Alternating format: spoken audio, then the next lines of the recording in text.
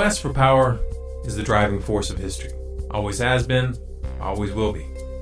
Those who fail to recognize this principle are not spared in the grand chess game, but rather are moved and manipulated by forces they do not understand. From the perspective of those who dominate the board, it is obviously preferable to have a population of ignorant pawns than it is to have an array of opponents which are capable of mounting an effective resistance. To that end, it has always been in the interest of the ruling class to cultivate illusions which obscure the true nature of the game. Manufacturing consent. What is that title meant to describe? Well, the title is actually borrowed from a book by Walter Lippmann, written back around 1921, in which he described what he called the manufacture of consent as a revolution in the practice of democracy. What it amounts to is a technique of control. And he said this was useful and necessary because the common interests, the general concerns of all people, elude the public. Walter Lippmann wasn't speaking theoretically, nor was he commenting on a phenomenon that he had observed from a distance. He was part of that specialized class, and he personally influenced the development of this new technique of control. So what was this new technique that Lippmann was referring to? The answer to that question takes us back to the beginning of World War I. In 1917, Woodrow Wilson formed the Committee on Public Information, also known as the CPI. It was a propaganda agency, and its purpose was to build support for the war with the American people. The CPI, run by a man named George Creel, was known for its crude tactics, blatant exaggerations, and outright lies. However, one member of the CPI, Edward Bernays, had a much more subtle approach. Rather than resorting to lowbrow tactics, Bernays studied the mindset of the American people, and then based on his observations, he created a campaign to promote the idea that America's purpose in the war was to, quote, make the world safe for democracy. This meme was wildly successful, so much so that it continues to be used even to this day. Edward Bernays was Sigmund Freud's nephew, and like his uncle, he was an avid student of human psychology. Some documentarians, such as Adam Curtis in his film The Century of the Self, have mistakenly assumed that the psychological techniques that Bernays went on to develop were merely the practical application of Freud's theories. However, though Freud had a significant influence on his nephew, the reality of the matter is that he was not the source of these ideas.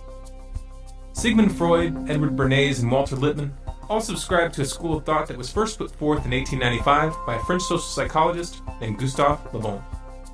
Le Bon wrote several books, the most famous of which was entitled Psicología del Poder. It was translated into English as The Crowd, a study of the popular mind. The Crowd was a revolutionary piece of work. In it, Le Bon not only presented an in-depth description of group psychology and how it differed from individual psychology, but he also outlined a very simple set of principles that enable leaders to spark ideological contagion and thereby rise to power. Hitler, Goebbels, and Mussolini all studied Le Bon's writings, and they applied his techniques to the letter. The results that they attained were precisely those that Le Bon claimed that they would have. Funny how they leave that little detail out of most history books, don't you think?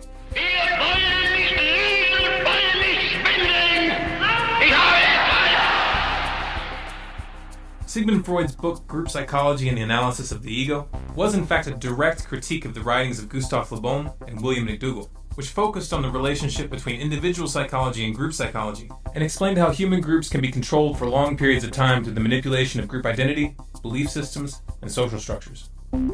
Edward Bernays studied the writings of Freud, Le Bon, Wilfred Trutter, Walter Lippmann, and many others. He then combined their perspectives and synthesized them into an applied science. The success of his Make the World Safe for Democracy meme during the war, both at home and abroad, planted the seed of an idea in Bernays' mind. Could group psychology tactics be applied during peacetime?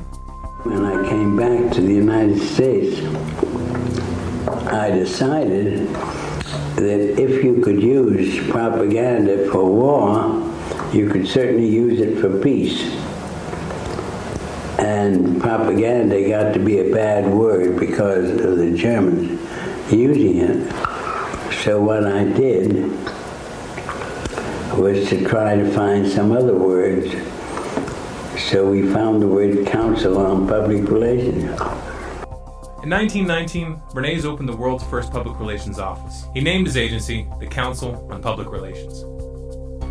It occurred to me that any young debutante who was aware of the times and of herself as a woman being discriminated against, would be delighted to walk in the Easter parade with her bow, to dramatize the idea that cigarettes were indeed torches of freedom, to validate and to invalidate the taboo against women smoking.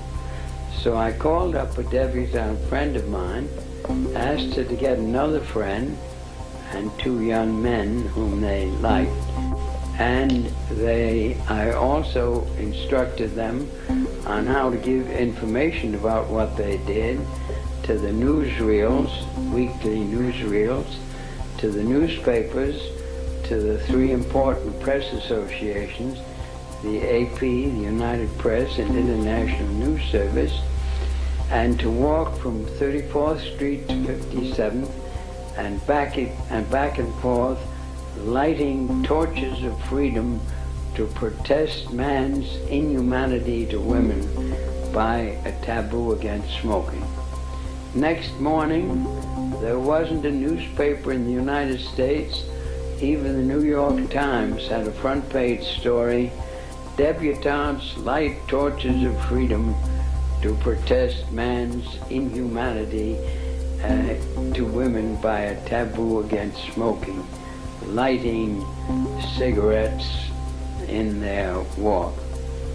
The interesting thing to me was that within 3 days, the newspapers, without any intercession on my part, published accounts that women were smoking in Union Square in San Francisco, in Union Square in Denver, and on the Boston Commons. This was Bernays' specialty, engineering social trends for clients, and he was very, very good at it. Perception was now a commodity, for sale of the highest bidder. Bernays aided the CIA and United Fruit Company, known today as Chiquita Brands International, in a successful campaign to topple the democratically elected Guatemalan government in 1954. He headed up the public relations campaign to garner support for the fluoridation of municipal water supplies on behalf of the aluminum mining company, Alcoa Incorporated, who was looking for a cheap way to dispose of their industrial waste. And he even helped the company convince the American public to eat heavier breakfast so that they would buy more bacon. What made Bernays so successful was his skill in applying 3 psychological tactics. 1. Creating carefully calculated associations with the subconscious fears and desires of individuals. 2. Influencing opinion leaders and perceived authority figures in order to reach those who follow them. 3. Initiating the contagion of behaviors and ideas through social conformity. Bernays wrote several books promoting these psychological tactics, including Propaganda and Crystallizing Public Opinion. In these books, he specifically encouraged governments and corporations to use his methodology to manipulate public perception. This suggestion did not fall on deaf ears. His techniques worked so well that they were adopted by virtually every sector that sought to influence the public. Media, politics, advertising, even the military. As Walter Lippmann had indicated, it was a revolution. Joseph Goebbels, Hitler's propaganda minister, found Bernays' approach very useful. Bernays acknowledged this fact in his 1965 autobiography entitled Biography of an Idea, where he wrote, "Karl von Wiegand, foreign correspondent of the Hearst newspapers, an old hand at interpreting Europe and just returned from Germany, was telling us about Goebbels and his propaganda plans to consolidate Nazi power. Goebbels had shown Wiegand his propaganda library, the best Wiegand had ever seen. Goebbels, said Wiegand, was using my book Crystallizing Public Opinion as a basis for his destructive campaign against the Jews of Germany. Obviously, the attack on the Jews of Germany was no emotional outburst of the Nazis, but a deliberate, planned campaign."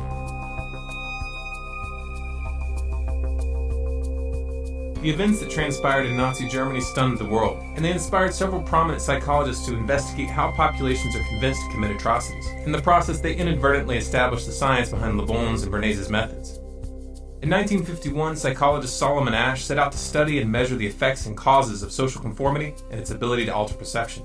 To do so, he ran a series of experiments in which he asked groups of students to participate in what he told them was a vision test. In reality, all but one of the participants in each test were actually actors, each of whom had been prepped to give specific answers at specific times. The subjects were shown a card with a line on it, followed by another card with 3 lines on it, labeled 1, 2, and 3. They were then asked which line in the second card matched the line on the first card in length. The lines were made in such a way that the correct answer was obvious. Each member of the group was asked to give their response one at a time, and the real participant always answered last or next to last. For the first 2 trials, the actors gave the obvious correct answer. However, beginning on the 3rd trial, they would all give the same wrong answer. The goal was to ascertain how many people would conform to the perception of those around them when the group's position contradicted their own senses. The results surprised Ash. He had believed that the majority of participants would not conform and give an answer that was obviously wrong. However, results showed that 37% of people would conform to the crowd consistently, and 75% conformed at least some of the time. Ash was uncertain as to whether this conformity was limited to social compliance, or whether it was actually influencing perception on a neurological level. In 2005, neuroscientist Gregory Burns sought to answer this question. Burns created a variation of Ash's experiment, this time measuring brainwave activity during the test to determine at what level of the brain this conformity was taking place. The results showed very clearly that the occipital and parietal lobes were the most active when the participants were answering incorrectly. This meant that conformity was actually altering the perception of the test subjects at the neurological level. Take a moment and register what that means. Social conformity literally causes the brain to rewrite our reality.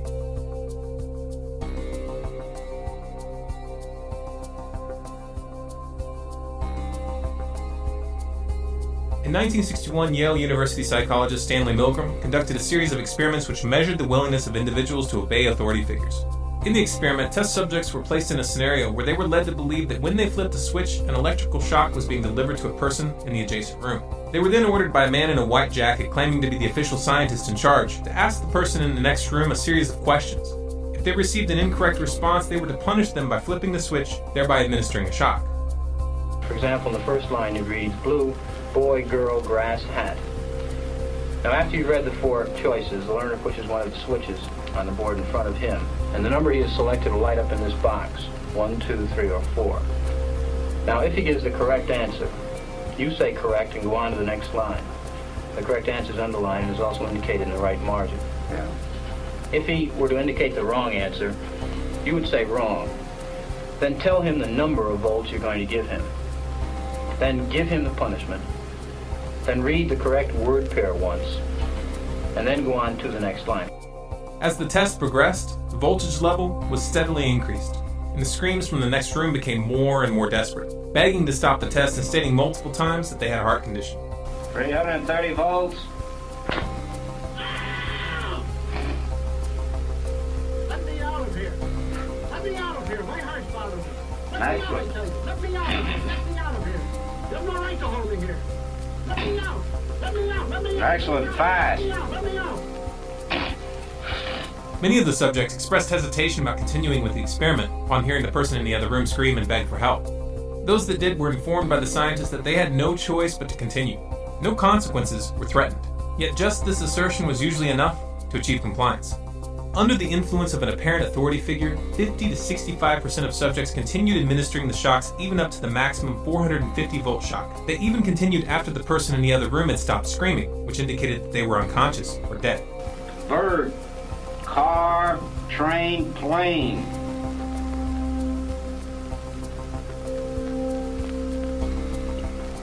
Go on, please, with the procedure. Please answer.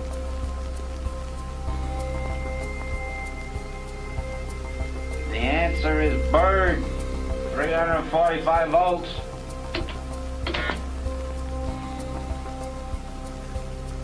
Blunt, knife, stick, word, arrow. Answer, please. Continue, please. The answer is arrow, 360 volts.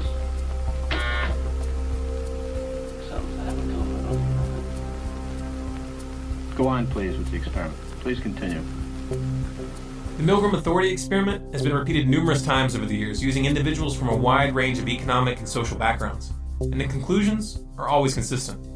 The aura of authority exercises an almost irresistible force over the human mind, easily overriding core morals and ethics. Even more shocking is the fact that no legitimate authority is necessary. Appearances suffice.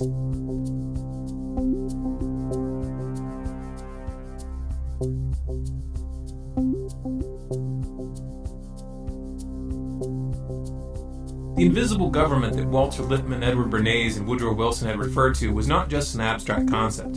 It was a very real and concrete reality, and they were well positioned to comment on it because they directly participated in its creation.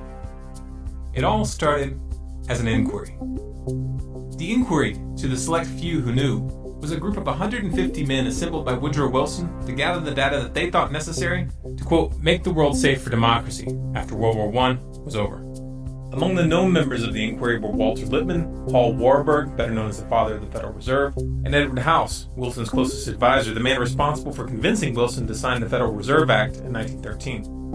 From 1917 to 1918, the group compiled over 2,000 documents to be used during post-war negotiations. The most famous of these was the 14 Points document, authored by Walter Lippmann, which proposed the creation of the League of Nations, the predecessor of the United Nations. Then, to my surprise, they asked me to go over with Woodrow Wilson to the peace conference. And at the age of 1926, I was in Paris for the entire time of the peace conference that was held in the suburb of Paris, and we worked to make the world safe for democracy. That was a big slogan. After the Paris Peace Conference in 1919, a portion of the inquiry met at the Hotel Majestic with a number of British diplomats to discuss the forming of a permanent institution. This meeting eventually led to the decision to join forces with a group of high-ranking officers of banking, manufacturing, trading, and finance companies led by Elihu Root, a powerful corporate lawyer who was also a former United States Secretary of War and leading advocate of America's entry into World War I. On July 29, 1921, the merged group filed a certification of incorporation, officially forming the Council on Foreign Relations, also known as the CFR. The CFR went on to build a membership comprised of the world's most powerful business leaders, politicians, and corporations. Among the corporate members are Goldman Sachs, JP Morgan, Chevron, Exxon, Shell, BP Oil, General Electric, Raytheon, Lockheed Martin, Northrop Grumman, Boeing, Bloomberg, Rothschilds North America, and DynCorp International. You can find a complete list on the CFR website. It's good to be back at the Council on Foreign Relations. As Pete mentioned, I've been a member for a long time and was actually a director for some period of time. I never mentioned that when I was campaigning for re-election back home in Wyoming. Thank you very much, Richard, and I am delighted to be here in these new headquarters.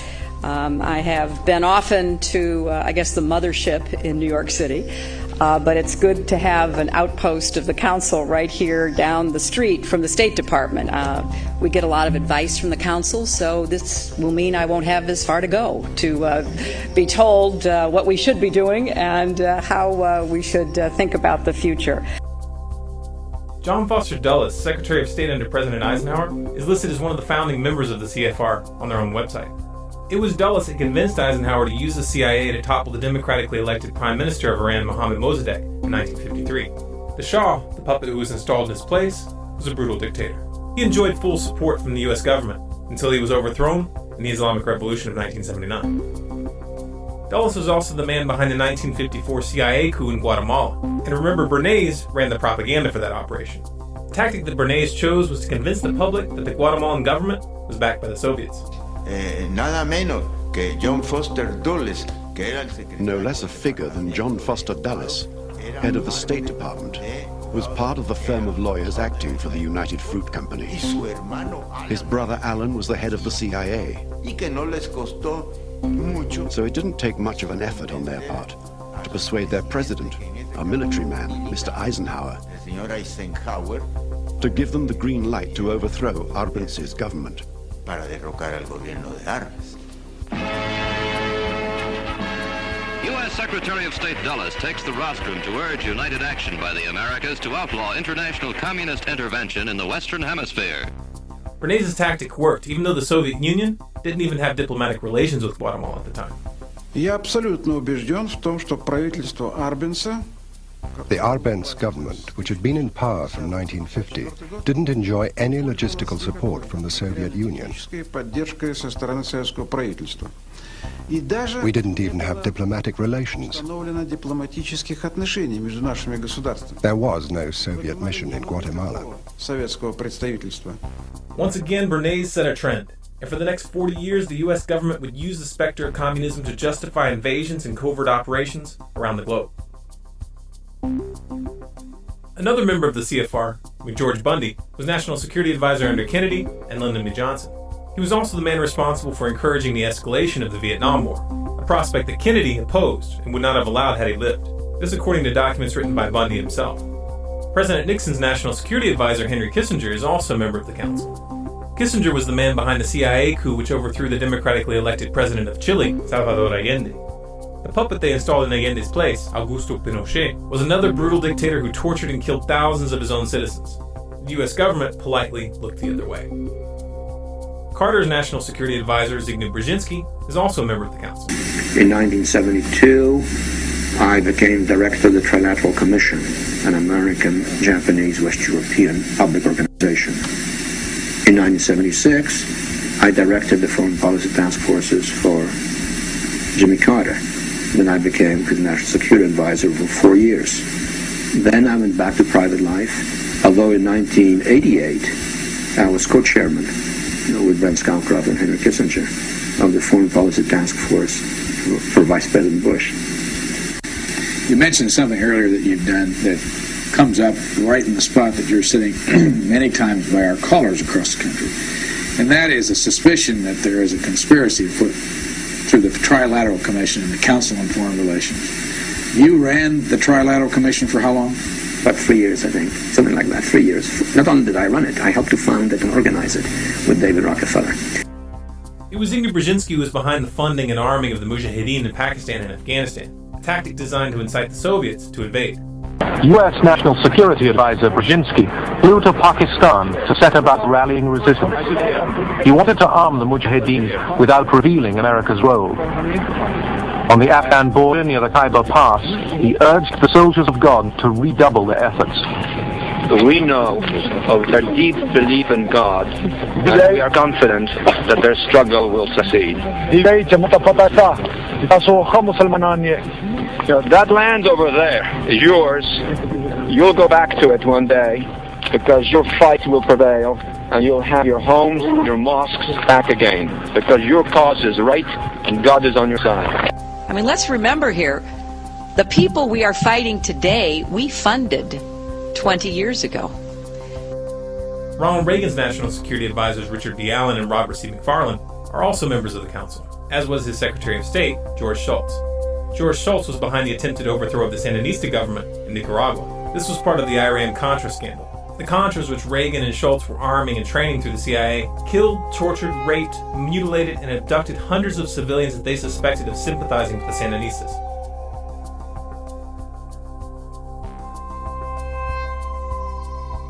George H.W. Bush was a director of the CFR from 1977 to 1979, and his Secretary of State, James Baker, is a current member. You might remember this clip from 2012 where Baker and Clinton joked about the plan to take out Iran. There will also be many, many side effects, all of them adverse, from an Israeli strike. But at the end of the day, if we don't get it done the way the administration's working on it now, which I totally agree with, then we ought to take them out. Secretary Clinton. Well, we're working hard. We're working hard. I said at the end of the day may be next year. It will be next year. Kind of sounds like an inside joke, doesn't it? 1 year after this interview, the Obama administration attempted to initiate an attack on the Syrian government. This was designed to draw in Iran, which has a mutual defense agreement with Syria. Obama took an indirect route by funding and arming militants who then committed atrocities and blamed them on government forces. Sound familiar? Well, perhaps that's because Zbigniew Brzezinski was Obama's personal mentor. Somebody who has over decades trained some of the most prominent foreign policy specialists, not just in the Democratic Party, but has trained a number who ended up in the Republican Party as well. He is one of our most outstanding scholars, one of our most outstanding thinkers. He has proven to be an outstanding friend and somebody who I've learned an immense amount from. And for him to support me in this campaign and then be willing to come out here to Iowa is a testimony to his generosity. So if everybody could please give Dr. Brzezinski another round of applause. Bill Clinton is also a member of the council. and his Secretary of State, Madeleine Albright, is currently serving on the board of directors. Madeleine Albright was in charge of the sanctions on Iraq that were in place during the entire Clinton administration. We have heard that 500,000 children have died. I mean, that's more children than died in Hiroshima. And you know, is the price worth it? I think this is a very hard choice, but we think the price is worth it.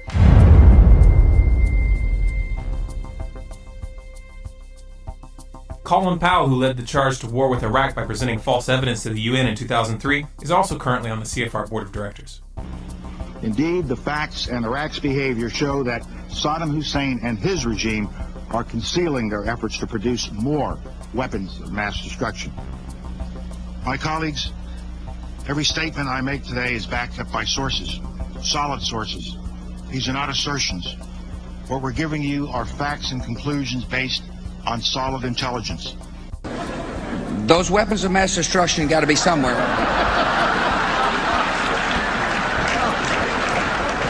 Nope, no weapons over there.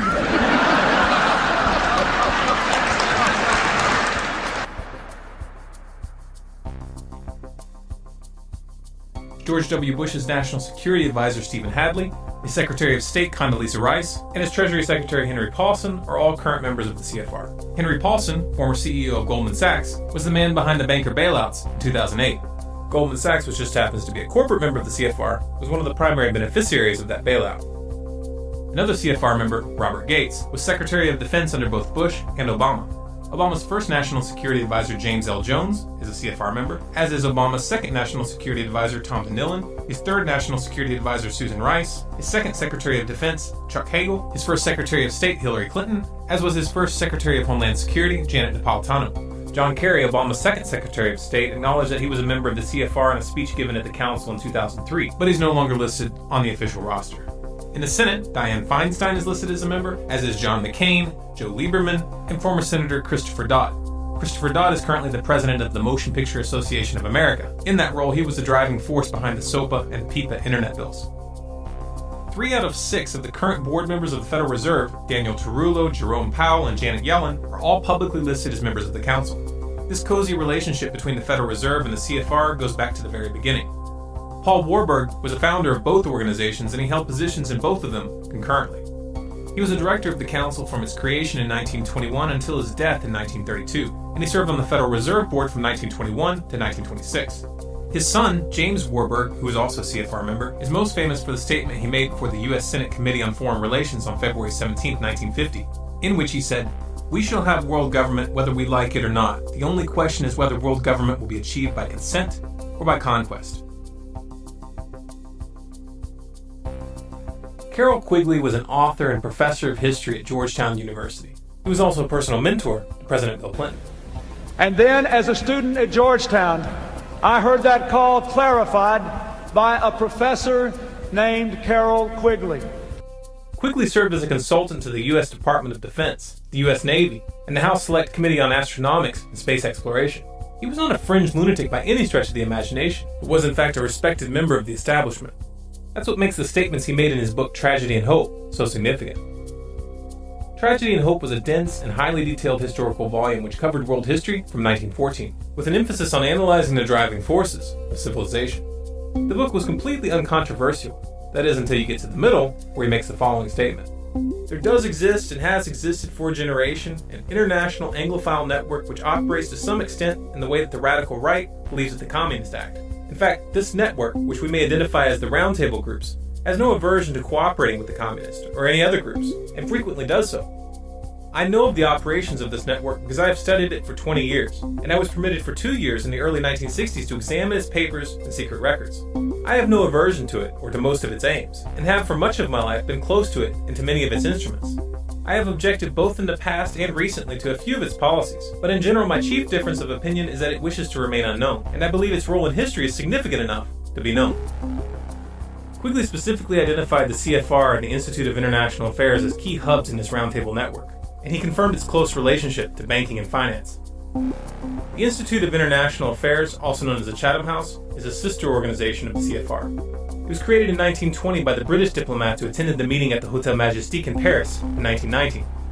There are chapters of the Institute of International Affairs in Australia, Belgium, France, Italy, Portugal, Norway, Poland, Finland, Hungary, Sweden, New Zealand, South Africa, Nigeria, Pakistan, Singapore, Japan, and in other countries as well. For we are opposed around the world by a monolithic and ruthless conspiracy that relies primarily on covert means for expanding its sphere of influence, on infiltration instead of invasion, on subversion instead of elections, on intimidation instead of free choice, on guerrillas by night instead of armies by day. It is a system which has conscripted vast human and material resources into the building of a tightly knit, highly efficient machine that combines military, diplomatic, intelligence, economic, scientific, and political operations. Its preparations are concealed, not published. Its mistakes are buried, not headlined. Its dissenters are silenced, not praised. No expenditure is questioned, no rumor is printed, no secret is revealed.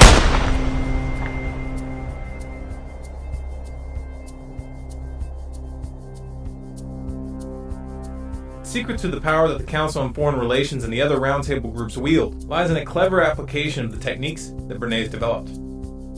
They target individual psychology by cultivating a sense of exclusivity and prestige, which plays upon people's desire to feel important and powerful. Like Bernays, they manipulate the public indirectly by targeting opinion leaders and authority figures. By influencing their membership, which is comprised of men and women in the highest levels of government, business, and finance, they hijack the phenomenon observed in the Milgram authority experiments while bypassing the electoral process. Most of the meetings held at the CFR are run under Chatham House rules, meaning that the ideas discussed there may be used and spread by those present, but no one is allowed to mention where those ideas came from. I would like to remind the audience, it says here, that this meeting is not for attribution. This means that participants are welcome to make use of the information received at the meeting, but neither the identity of the speakers nor that of any other participant may be revealed, nor may one cite a council meeting as the source of the information. These closed-door discussions and their exclusive membership process work together to engineer the phenomenon demonstrated in the Ash conformity experiments. New members must be nominated by an existing member, seconded by 3 members, and approved by the board of directors. This process ensures that ideological continuity is maintained as social conformity brings new members into line with the group. It's important to remember that wealth, social status, and official positions of power do not reduce the effects of group psychology. We get a lot of advice from the council, so this will mean I won't have this far to go to be told what we should be doing and how we should think about the future. To put it in simple terms, the politicians aren't the ones calling the shots. They're just puppets. Voting the bums out doesn't work, and it hasn't for a long, long time. Now you know why. Even if we remove every single corrupt oligarch from the councils of government, we will end up right back in the same situation unless we deal with the psychological underpinnings of our enslavement. But how do we do that? How do we reach the group mind and shake the crowd from its slumber? Group psychology is a weapon, and like all weapons, it is capable of being used for good or for evil. For many years, it has been in the wrong hands. It has been hidden from the public and used against them. It's time for the people to pick up that weapon and use it to free themselves. It's time to start studying. Read Gustave Le Bon's books, The Crowd and Psychology of Revolution. Read Edward Bernays' books, Propaganda and Crystallizing Public Opinion. And read Gene Sharp's books, From Dictatorship to Democracy and National Security Through Civilian-Based Defense. Learn the theory, learn the techniques, and start using them to spread the truth rather than hiding it. Start using them to prevent wars rather than start them. Start using them to stop the militarization of the police and to end the surveillance state. Use them to bring this corporate mafia to its knees. Some of you may find this proposition frightening. This is dangerous stuff. These are ideological M16s with boxes of ammunition. If even a few motivated individuals started using these techniques effectively, it could seriously disrupt the balance of power. But that is exactly what's needed. I challenge you to look around. Look at the state of the world. Look at where these psychopaths are taking us. If you do not feel the imperative to change the course that we are on, then you're not paying attention. So just as I say we aren't going to let any dogs or water hoses turn us around, we